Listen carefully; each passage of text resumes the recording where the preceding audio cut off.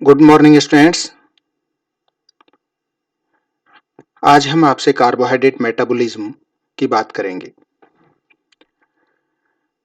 पाचन क्रिया के फलस्वरूप विभिन्न कार्बोहाइड्रेट सरलतम घटकों में विभाजित होते हैं और अंतिम प्रोडक्ट उनका होता है ग्लूकोज।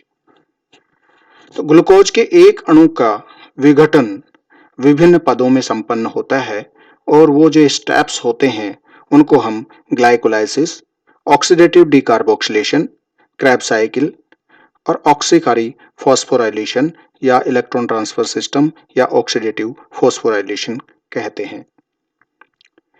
इसमें पहले स्टेप की अगर हम बात करते हैं ग्लाइकोलाइसिस, तो this is the first step of carbohydrate metabolism.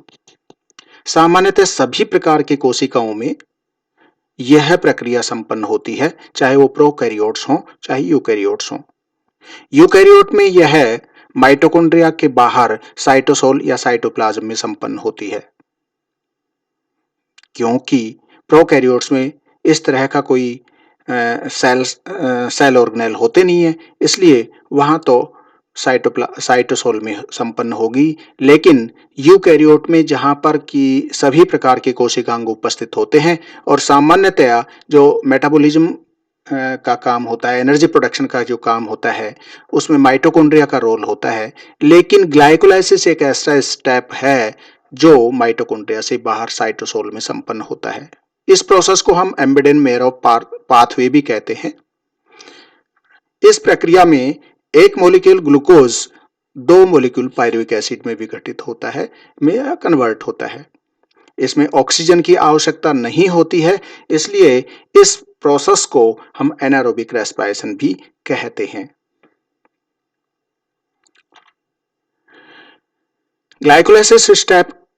Glycolysis प्रक्रिया के अंदर ये स्टेप्स सम्मिलित होते हैं, जिनमें phosphorylation first, isomerisation, phosphorylation second, aldose cleavage, phosphorylation और ऑक्सीडेटिव डिहाइड्रोजनेशन, एटीपी का फॉर्मेशन, आइसोमराइजेशन, डिहाइड्रेशन, और ये 10 स्टेप लगभग होते हैं इस प्रक्रिया के अंदर।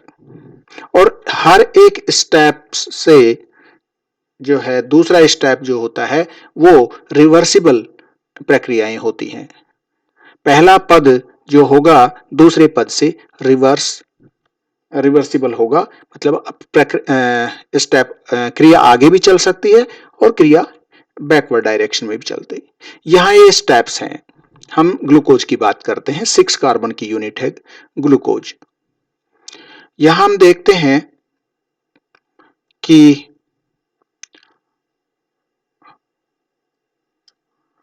यह ग्लूकोज जो कि 6 कार्बन की इकाई होती है।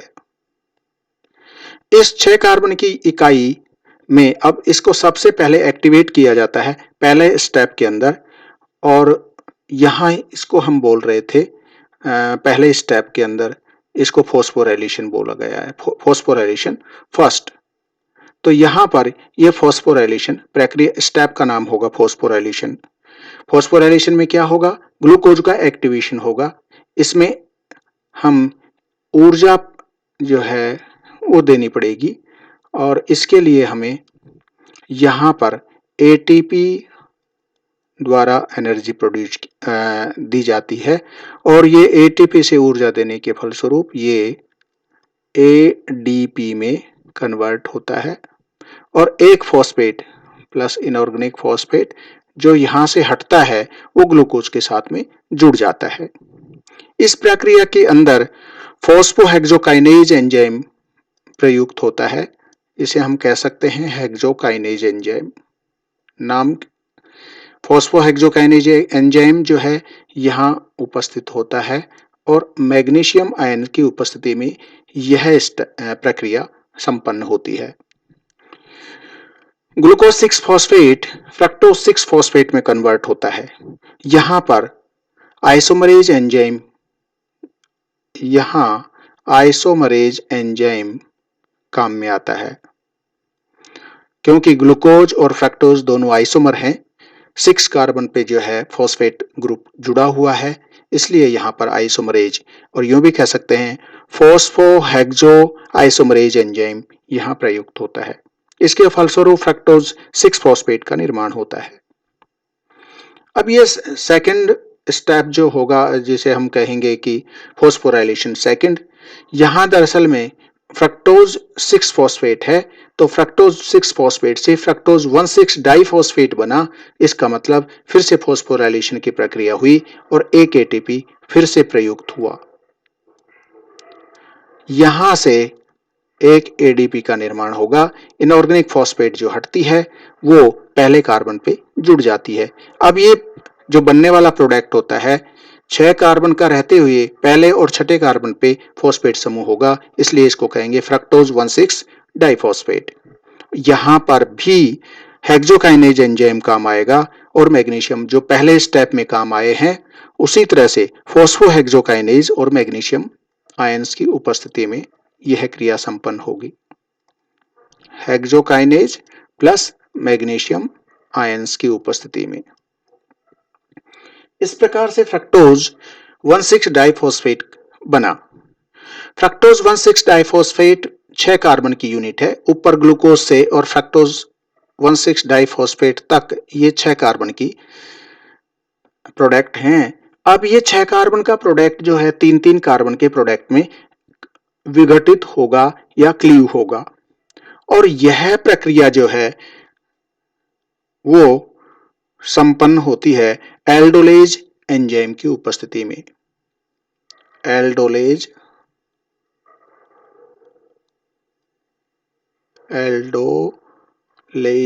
एंजाइम की उपस्थिति में यह प्रक्रिया संपन्न होती है। इसमें भी और इसमें दोनों जगह पर ही फ्रक्टोज 1,6 डाइफॉस्फेट से एल्डोलेज एंजाइम की उपस्थिति में डाइहाइड्रोक्सी एस्टोन फॉस्फेट और फॉस्फोग्लिसरैल्डिहाइड, इसका दूसरा नाम भी है ग्लिसरैल्डिहाइड 3 फॉस्फेट।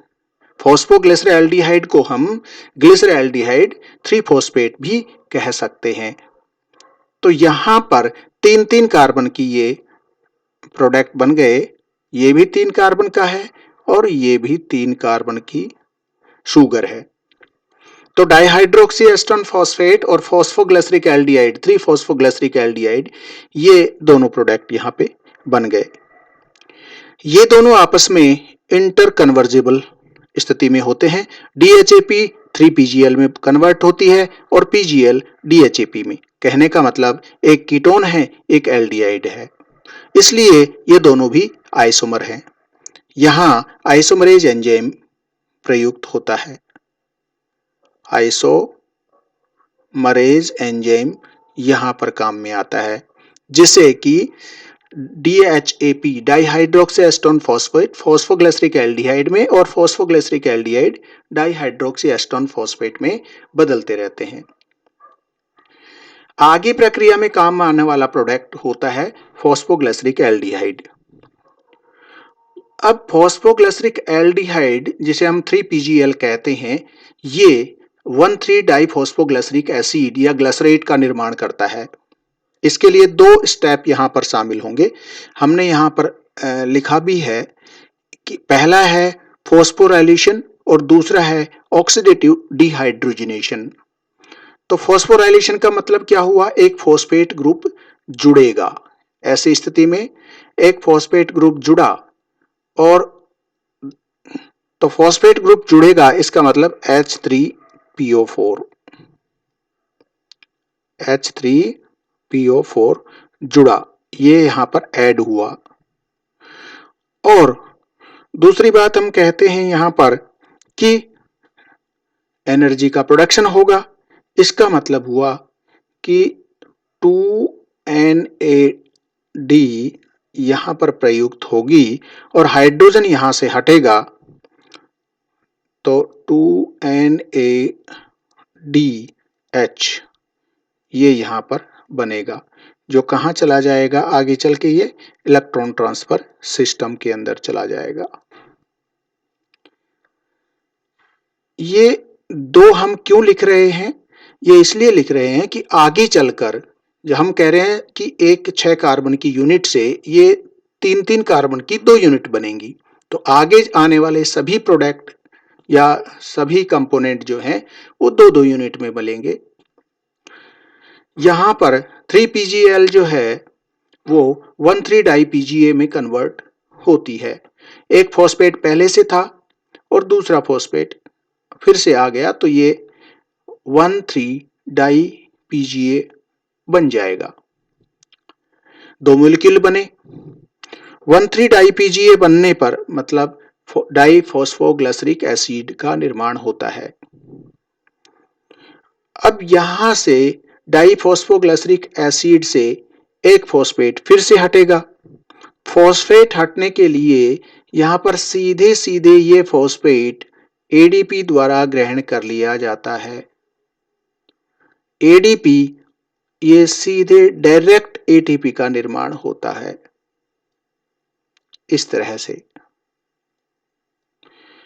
तो इस प्रक्रिया को हम यहां पर जो फॉस्फोग्लिसरिक ट्रांसफॉस्फोराइलेज कहते हैं, यहां ट्रांसफॉस्फोराइलेज एंजाइम काम आया। ट्रांसफॉस्फोराइलेज एंजाइम काम आया। और इससे पहले वाले स्टेप में यहां जो एंजाइम काम आता है वो है डिहाइड्रोजनेज एंजाइम। यहां पर डिहाइड्रोजिनेज एंजाइम काम आया। डिहाइड्रोजनेज आने से मतलब हाइड्रोजन का हटना। और यहां पर ट्रांसफॉस्फोराइलेज एंजाइम काम आया कि एक फॉस्फेट हटा जो एडीपी को पहुंचा जिससे एटीपी का निर्माण हुआ। अब बन गया 3-फॉस्फोग्लिसरिक एसिड। 3-फॉस्फोग्लिसरिक एसिड के 2 मॉलिक्यूल बनने, इसका मतलब कि 3PGA, हमने ऊपर कहा 1,3 डाई और वो कहते हैं कि 3PGA, अब इसका नाम हो गया 3PGA। और 3PGA 2PGA में कन्वर्ट होता है। इसका मतलब तीसरे कार्बन से उठ के दूसरे कार्बन पे फॉस्फेट ग्रुप चला जाता है, तो इसका मतलब हुआ म्यूटेशन हुआ। तो यहां पर फॉस्फोग्लिसरोम्यूटेज एंजाइम प्रयुक्त होता है। फॉस्फोग्लिसरोम्यूटेज एंजाइम प्रयुक्त हुआ। इससे क्या बन गया? 2-फॉस्फोग्लिसरिक एसिड। तो 2 मॉलिक्यूल 2-फॉस्फोग्लिसरिक एसिड के बनते हैं। 2-फॉस्फोग्लिसरिक एसिड बनने पर अर्थात वहां 3PGA था और ये बन गया 2PGA। 2PGA से 2-फॉस्फोइनोल पायरुविक एसिड लीजिए, अर्थात 2 मॉलिक्यूल यहां से अब क्या बना? फॉस्फोइनोल पायरुविक एसिड बना। ये किस एंजाइम की उपस्थिति में? इनोलेज एंजाइम की उपस्थिति में यह फॉस्फोइनोल पायरुविक एसिड में कन्वर्ट हुआ। और इस स्टेप को हम हाइड्रेशन कहते हैं क्योंकि यहां से एक मॉलिक्यूल वाटर का रिमूव होता है। 2-फॉस्फोइनोल पायरुविक एसिड अब पायरुविक एसिड में कन्वर्ट होती है। इसका मतलब हुआ कि फॉस्फेट यहां से हटा और जो यहां से फॉस्फेट हट रहा है तो यह भी डायरेक्ट एडीपी द्वारा ग्रहण किया जा रहा है और ये 2 ATP का निर्माण करता है। इस तरह से यहां पर भी पायरुविक काइनेज एंजाइम काम में आता है। पायरुविक काइनेज एंजाइम प्रयुक्त होता है। इसके फलस्वरूप 2 मॉलिक्यूल पायरुविक एसिड के निर्माण या 2 मॉलिक्यूल 3 कार्बन के यहां पर बन जाते हैं, अर्थात पायरुविक एसिड के 2 अणु बन जाते हैं। इस प्रकार से ग्लाइकोलाइसिस प्रोसेस में एक 6 कार्बन की यूनिट से 2 3 कार्बन की यूनिट का निर्माण होता है और यही प्रोसेस ग्लाइकोलाइसिस कहलाता है। अब हम यहां एनर्जी का हिसाब किताब देखते हैं कि एनर्जी कितनी काम में आई। हमने पहले स्टेप के अंदर एनर्जी प्रयुक्त की, तीसरे स्टेप में हमने एटीपी मॉलिक्यूल दिया। इसका मतलब यूज्ड एटीपी कितना 2 मॉलिक्यूल, 2 मॉलिक्यूल यूज्ड हुए, 2 एटीपी काम में आई और बन कितनी रही है। यहां पर हम देखते हैं कि दूसरा, तीसरा, चौथा, पांचवा स्टेप, यहां छठे स्टेप में आप देख रहे हैं और सातवां, आठवें स्टेप, नौवें स्टेप में आप यहां पर देख रहे हैं। ये क्या बन रहे हैं, दो दो एटीपी का निर्माण होता है। इसका मतलब 4 एटीपी का निर्माण होता है, 4 एटीपी बनी। चूंकि हम एनारोबिक रेस्पिरेशन की बात कर रहे हैं, इसका मतलब अगर हम यहां देखते हैं कि एनारोबिक रेस्पिरेशन होता है तो हमें प्लस हुआ ये और यूज्ड हुई ये, तो नेट प्रॉफिट हमें 2 एटीपी का मिलता है, 2 एटीपी का नेट प्रॉफिट मिलता है। और यदि हम कहते हैं कि इसके बाद में एरोबिक रेस्पिरेशन होगा, अक्षीय श्वसन होगा, तो यहां से हम एनएडी की बात कर रहे हैं। ये एनएडी कहां जा रहा है, इलेक्ट्रॉन ट्रांसफर सिस्टम में, और इसके फलस्वरूप एक एनएडी से हमें 3 एटीपी का निर्माण होता दिखता है।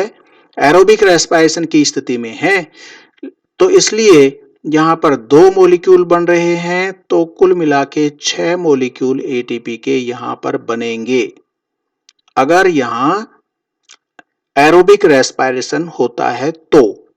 इसका मतलब 2 + 6, इस मतलब कि 8 एटीपी का एक ग्लूकोज मॉलिक्यूल के ग्लाइकोलाइसिस प्रोसेस में हमें 8 एटीपी का निर्माण होता दिखाई देता है। परंतु अगर एरोबिक रेस्पिरेशन नहीं होता है और एनारोबिक रेस्पिरेशन, अनाक्षीय श्वसन ही होता है, तो हमें फिर भी 2 एटीपी का लाभ यहां पर होता है। इसलिए ग्लाइकोलाइसिस प्रोसेस सभी जीवों के अंदर, चाहे वो प्रोकैरियोट हों चाहे वो यूकैरियोट हों, देखने को मिलता है। इस तरह से ये ग्लाइकोलाइसिस प्रक्रिया संपन्न होती है। Thank you very much.